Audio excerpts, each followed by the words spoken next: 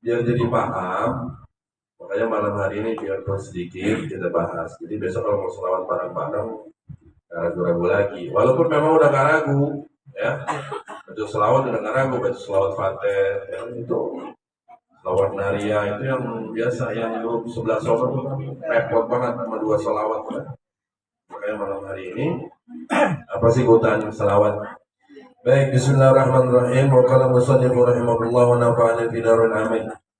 At-targhib fi iktsari min as-salati wa salami ala Rasulillah sallallahu alaihi wasallam khususan fi yaumil jum'ati wa targhib min tarkiha. Jadi kalau at-targhib ada berita berita baik ya atau berita yang enak ya.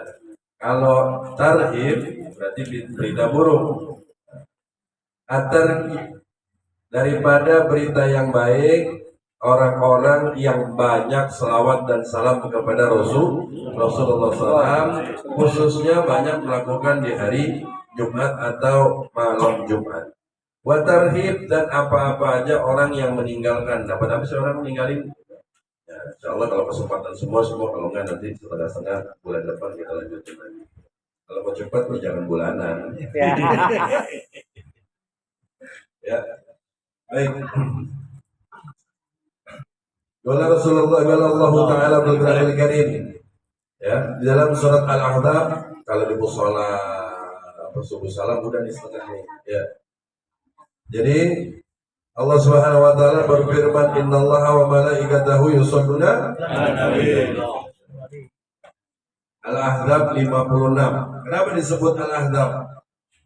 Surat ini surat yang turun di kota Madinah. Kenapa Al-Ahzab? Ahzab itu perang. Ya. Nama lain daripada perang Khandaq. Kalau di dalam surat, di dalam Al-Quran disebut Ahzab. Di dalam riwayat Sirah Nabawiyah disebut Khandaq. Perang Khandaq, perang parit. Tahu nggak lebarnya itu parit?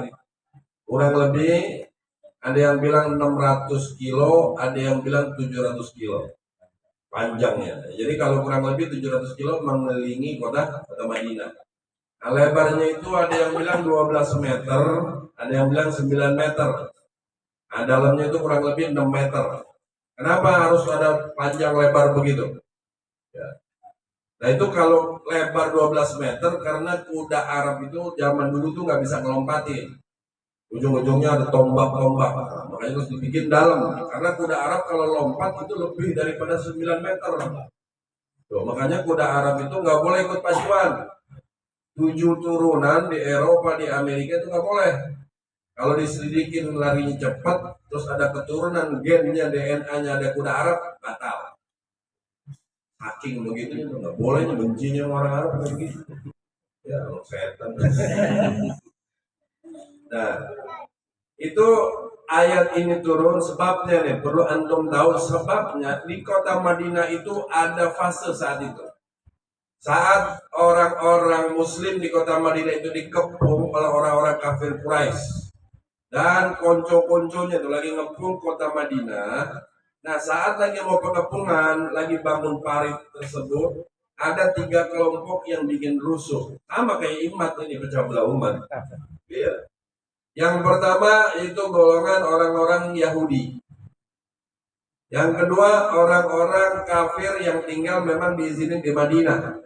Dan yang ketiga ini yang paling bahaya. Yang paling bahaya adalah orang munafik. Kalau disebut orang munafik, berarti orang muslim, Islam. Bukan lantaran munafik orang kafir. Kalau kafir nggak perlu dibilang munafik, orang udah keluar. Tapi di sini ada orang Islam, umatnya Nabi Muhammad yang bikin rusuh. Ingin memecah belah umat. Supaya kekuatan kaum muslimin saat itu hancur. Dengan apa? Dengan propaganda mereka menyebarkan fitnah-fitnah terhadap Nabi Muhammad supaya ini umat Islam kurang percaya sama Nabi. Di antara fitnahnya adalah julukan yang kurang pantas terhadap Nabi. Dijulukin Nabi kuping besar, artinya kuping besar, bukan Nabi punya kuping besar. Saat itu Nabi dianggap kalau ada berita terima aja, nggak pakai koresponden, nggak pakai ngecek-ngecek, apalagi dari sahabat. Di antara itu supaya kenapa? Supaya nanti kalau ada turun wahyu sebagian umat Islam ini bingung. Gitu loh. Makanya dituduh Nabi begitu. Supaya kalau ada laporan dari sahabat dari mana-mana itu Nabi itu sifatnya mendengarkan. Dengerin keluh kesah orang. Baru ntar kalau udah selesai baru dikasih jawabannya. Kalau kita kan kagak. Baru ngomong sebentar tuh orang ngeluh. Nah, belum selesai udah disamber sama gurunya ya. Nah, saat itu makin gaduh. Sampailah kepada fisik Nabi. Sampai sempat wahyu yang turun itu sempat terhenti. Ada satu riwayat Nabi pernah terhenti wahyu. Nah, itu jadi godaan. Nah, sekarang apa yang dipropagandakan oleh Salafi Wahabi ternyata pernah terjadi saat ini. Ada orang-orang Yahudi bilang, kalau memang Muhammad itu Nabi, kenapa makannya sama kita? Kan Nabi beda. Kalau Muhammad itu Nabi, kenapa harus bekerja? Nggak perlu Nabi bekerja. Nah, inilah yang salah. Ya. Kan ada ayat, Qul ana basarun mislukum yuha. Ya. Ini sebenarnya ayat ini bukan menunjukkan Nabi ini manusia biasa, tapi menunjukkan akhlaknya Nabi. Gitu. Supaya sahabat bisa dekat. Nah, makin lama propaganda tersebut semakin membuat resah kaum muslimin. Padahal itu lagi gali. Nabi turun tangan ikut. Nah, mulai sebagian goyang. Di antaranya yang paling kejam itu orang Yahudi sama orang-orang munafik. Nah, maka dari itu ayat ini turun. Inilah sebabnya, asbabun nuzulnya. Innallaha wa malaikatahu yusholluna 'alan nabi. Membuat resah kaum muslimin. Padahal itu lagi gali. Nabi turun tangan ikut. Nah, mulai sebagian goyang. Di antaranya yang paling kejam itu orang Yahudi sama orang-orang munafik. Nah, maka dari itu ayat ini turun. Inilah sebabnya, asbabun nuzulnya.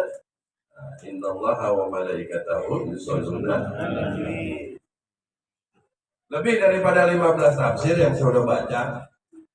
Itu ayat ini, tafsir yang bagian ini aja.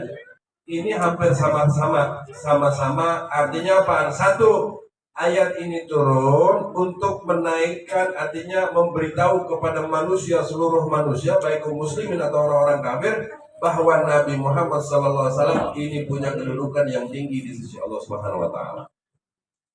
Anda bawa kitab tafsir satu, ya, karangan Syekh Tantawi, Grand Syekh daripada Grandnya Al-Azhar. Itu kenapa di belakang? Beliau mengatakan ayat ini satu adalah menunjukkan Allah menunjukkan ketinggian derajatnya Nabi Muhammad. Enggak bisa ditandingin dengan seluruh makhluk. Mau antum cari dimanapun di dunia ini yang menandingi ketinggian Nabi Muhammad, enggak ada yang bisa.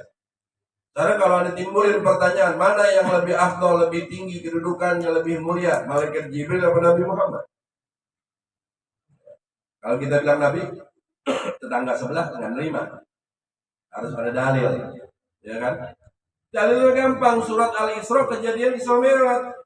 Malaikat Jibril nggak bisa tembus ketemu Allah, tapi yang ketemu Allah hanya Nabi Muhammad SAW. Sampai di Sidratul Muntaha langit ketujuh, malaikat Jibril stop, udah tuh nggak bisa lagi.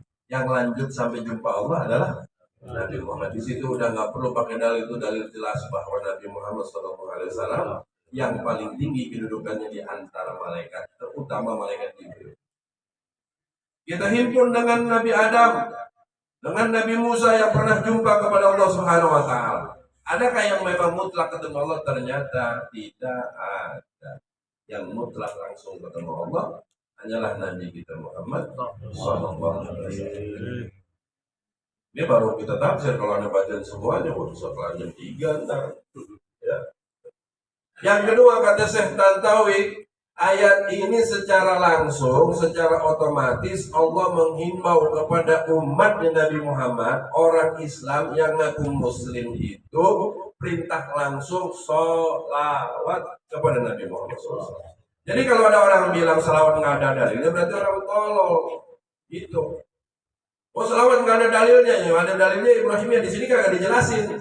Selawat apa aja Allah udah. Allah secara langsung, ya, secara otomatis memerintahkan kepada kita diwajibkan salawat dan salam kepada Nabi. Apa Apa sih faedahnya? Dalam Syekh Tantawi bilang dalam kitabnya yang pertama nih, biar antum dengar. Yang pertama, orang berselawat kepada Nabi Muhammad SAW, Allah tingkatkan ketaatannya kepada Allah Subhanahu wa taala. Kenapa? Karena agama yang sekarang kita miliki ini adalah wasilah. Jadi kalau orang mau doa wajar harus pakai wasilah kepada Nabi. Gak ujuk-ujuk datang agama turun ke dalam dunia terus kita beriman, nggak ada. Agama itu datang bareng dengan Nabi Muhammad SAW, wasilahnya. Kalau Allah turunkan ayat ke dalam dunia, Allah ngomong nih berfirman, umat, hamba, hancur dunia. Nggak ada yang kuat. Yang kuat hanya kupingnya Nabi Muhammad SAW. Antum boleh tanya ke seluruh kiai. Ya. Boleh tanya dari kalangan kiai Salafi Wahabi, kalangan Syiah, kalangan Ahmadiyah. Kalau Ahmadiyah keluar dah. Syiah. Terus NU, Muhammadiyah, tentang ayat ini tafsirannya hampir sama. Inilah Allah memberikan derajat yang tinggi kepada Nabi Muhammad SAW. Yang kedua setelah taat, yang kedua efeknya menimbulkan mahabbah, kecintaan kepada Nabi Muhammad SAW. Menambah cinta kepada Rasulullah. Ya, sehingga apa? Kalau kita ditambahkan, kita berselawat, ditambahkan keimanan kita sama Allah karena ada wasilah jalur. Sama ntar kita di akhirat. Antum mau jumpa sama Allah ya nggak bisa. Bisa cuma ntar lewat Nabi Muhammad. Gitu. Ada orang sekarang nggak usah pakai Nabi, langsung aja doa. Siapa lu? Betul. Makanya tuh di Quran dijelasin. Kita semua golongannya al-insanul ma'al khata' wa nisyan. Itu kita. Jadi kalau udah tahu golongan kayak begitu, golongan kita golongan yang banyak dosa, golongan-golongan yang selalu salah, perlu sesuatu untuk sampai kepada Allah. Perlu wasilah. Lah emang doa bukan wasilah. Ente wirid tadi baca roti, baca baca maulid itu kan wasilah. Wasilah menambah mahabbah, wasilah dengan pujian-pujian tentang Nabi, terus selawat sampai kepada Allah. Kita masing-masing semua punya hajat kan. Nah kalau udah dua taat ditambah, kecintaan ditambah, maka yang ketiga keyakinan atas agama yang kita imani. Kalau antum kagak yakin, kagak sholat. Makanya orang kagak sholat kagak yakin dia sama agamanya. Orang tek maghrib, udah maghrib, azan berkumandang. Orang udah cukup umur, masih pakai celana pendek, nongkrong di warkop, jumpain mati yang begitu. Iya, mati penyakitnya maksudnya.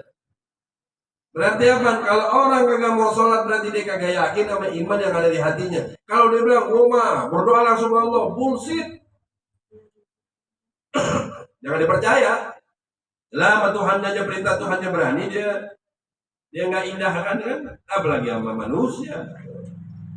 Berarti hatinya goyang. Nah kalau udah tiga ini, taat kepada Allah, cinta kepada Nabi Muhammad, yakin kepada agamanya, baru baca salawat bisa kabul.